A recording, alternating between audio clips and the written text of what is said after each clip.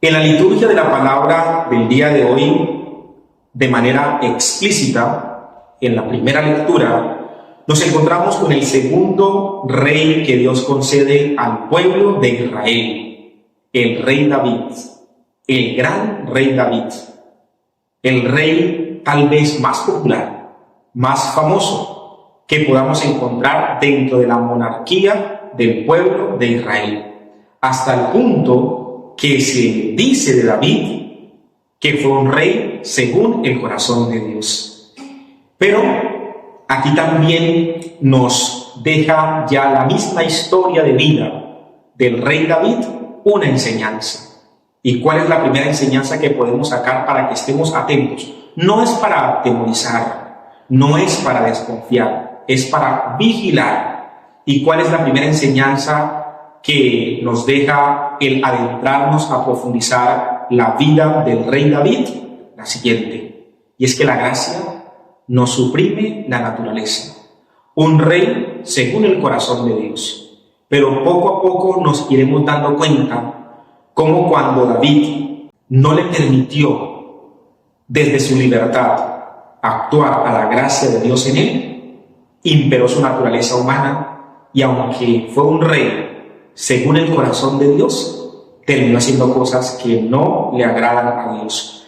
Y esto nos da la claridad, hermanos, hermanas. La gracia de Dios siempre está con nosotros, pero no nos descuidemos, porque la gracia de Dios está con nosotros, pero seguimos siendo seres humanos de carne y hueso, débiles, propensos a hacer lo que no tenemos que hacer.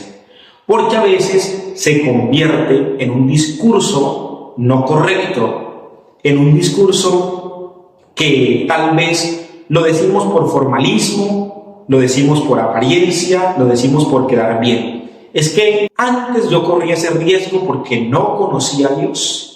Antes yo corría ese riesgo porque yo estaba en el mundo, porque estaba en un lugar de oscuridad, porque no me había dejado encontrar por el Señor. Y otros dicen, porque no me había encontrado con el Señor. Y esto es bonito. Y no solamente es bonito, es verdad. Yo no lo dudo, claro que así es. Pero, aunque nos encontremos con el Señor, aunque la gracia de Dios está con nosotros siempre que la cuidamos, seguimos siendo seres humanos, que nos equivocamos, que tenemos debilidades, que tenemos que ser vigilantes. Y no olvidemos que una de nuestras facultades es la memoria, y la memoria recuerda lo bueno que hacemos, pero también lo bueno que no hemos hecho. Y recordemos que el pecado no tiene nada bueno, pero tiene todo de seductor, todo de tentador, y solamente el día que la carne se muere el riesgo de caer en el pecado. Pero mientras la carne esté viva, que no es mala, pero que sí es débil, tenemos que ser vigilantes y tenemos que ser humildes. Muchos hombres en los cuales Dios puso su mirada, como lo sigue haciendo el día de hoy, contamos con su gracia, pero estamos revestidos de debilidad. Esto no es para quererle más a la debilidad que al poder de Dios. Esto es para que no descuidemos ninguna de las dimensiones humanas, porque somos seres integrales, y así como somos espirituales, también somos carnales. Así como estamos llamados a la vida eterna, también somos mortales. Somos una realidad que tiene estas dos dimensiones, y por eso hay que siempre vigilar. Un rey según el corazón de Dios, pero vamos a darnos cuenta más adelante que como hombre hizo cosas que no tenía que hacer.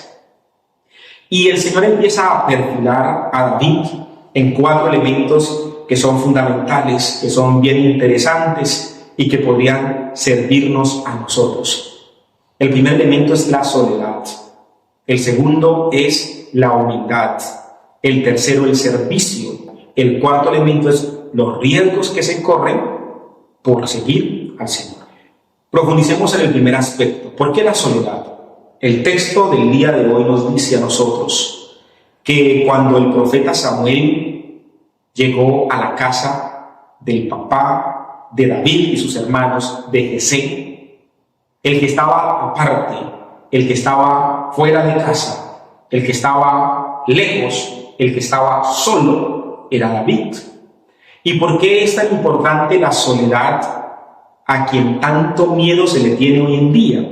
Hasta el punto de permitir abusos, hasta el punto de permitir que se nos someta, se nos esclavice y tengamos casi que un estilo de vida indigno de aguantarnos muchas cosas por no estar solos. Pues un hombre y una mujer de Dios tiene que aprender a valorar los espacios de soledad. No solamente solo todo el tiempo, volviéndose una persona antisocial o una persona que no tiene la capacidad de compartir con los demás o ensimismada de una manera exagerada. No se trata de ello, pero sí hay que saber vivir y valorar, aprovechar bien sin desesperarse los espacios de soledad, porque algún día nos van a tocar. Hay un refrán que dice, uno nace solo y se muere solo, y no es tan descabellado. Tiene gran parte de razón lo que se dice allí. Y es que en la soledad nos damos cuenta que del único que dependemos es de Dios. A eso nos ayuda la soledad. Y por eso Jesús tenía pasajes en los cuales se retiraba a solas, a entrar en comunión con Dios. Nos dice las Sagradas Escrituras que, por ejemplo, Juan el Bautista vivía en el desierto, gran parte de su tiempo solo. Del profeta Elías también nos dice que cuando experimentó la soledad, por su parte humana, se preocupó, se asustó un poco, se angustió, pero luego invocó al Señor y encontró el refugio, la compañía y la fortaleza en Dios, porque nunca nos deja solos. Y hoy vemos a David que estaba solo, y estando solo, del único que dependía era de Dios. La humildad, porque David era un pastor, cuidaba las ovejas de su familia, y en tiempo de Jesús, uno de los trabajos más humildes, más sencillos, no con tanta fama, no con tanto prestigio, ni tan bien remunerados, era precisamente la de ser pastor, la de cuidar el ganado, la de cuidar las ovejas. Por eso el Señor toma títulos tan humildes, tan sencillos, porque Él es el humilde. Y Él dice, yo soy el buen pastor. Y el Señor perfila a David desde la humildad. Y por eso, cuando vas a liderar, cuando vas a tener un cargo, cuando vas a ser autoridad, si no eres humilde, lo haces mal.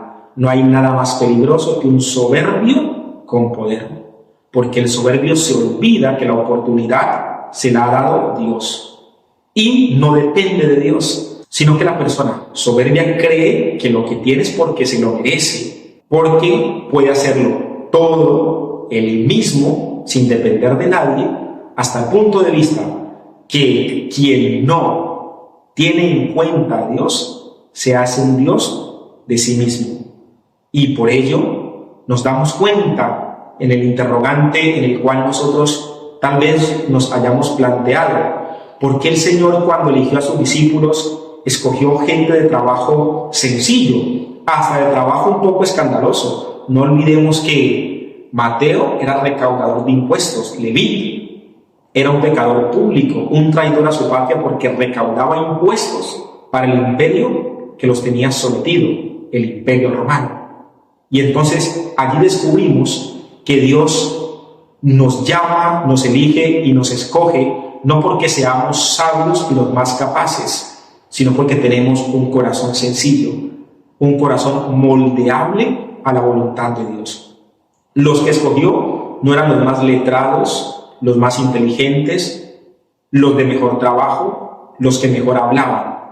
Pues si fuese así, tal vez los discípulos hubiesen sido fariseos, escribas, maestros de la ley, entre otros. Pero tal vez estos que tenían estas capacidades, así como llamativas, en otros roles sociales, tenían un corazón muy duro para moldear, y nos dimos cuenta que fueron aquellos que le complicaron la vida a Jesús. El Señor no eligió a estos porque fuesen capaces, sino porque tenían un corazón moldeable. Y aquí viene otra frase que nos puede servir. La naturaleza humana no se puede suprimir, pero sí se puede moldear con la gracia de Dios. Tercero, el servicio.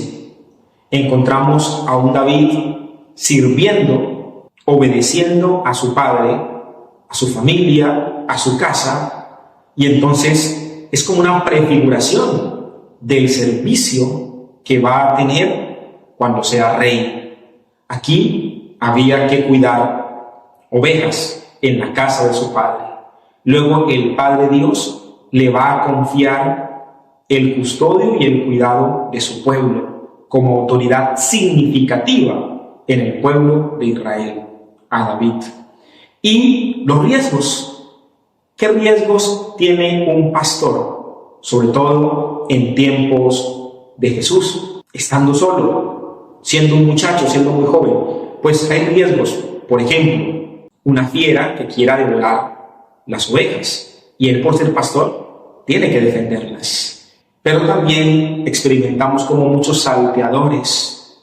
Jesús dice: el que es ladrón y bandido no entra por la puerta, sino que intenta saltar, intenta meterse por otro lado. Y es una situación y es un riesgo que hay que asumir y que hay que tener en cuenta cuando cuidamos una porción del pueblo de Dios, que puede ser en la casa, que puede ser en el trabajo, que puede ser los amigos. Ustedes que son papás, saber cuidar a sus hijos, porque habrá gente que quiera hacerle daños a sus hijos y habrá gente que pretenderá robarse a sus hijos. Entonces, cuando estamos al servicio de Dios, se corre esos riesgos, pero Dios concede la capacidad, la fuerza y la valentía, que es lo que también más adelante vamos a encontrar en David. Siendo muy joven, pero Dios lo dotó de una valentía sin igual. Esa valentía que humanamente ya había adquirido custodiando las ovejas de su padre, y que luego Dios le va a potencializar para que cuide sus ovejas, las ovejas del pueblo de Israel. Pues bien, el Señor perfiló a David en la soledad, en la humildad, en el servicio y dándole fuerza en el riesgo o los riesgos que se presentaron en la vida de David y que se presentan en nosotros cuando queremos ser seguidores y servidores del Señor. Amén.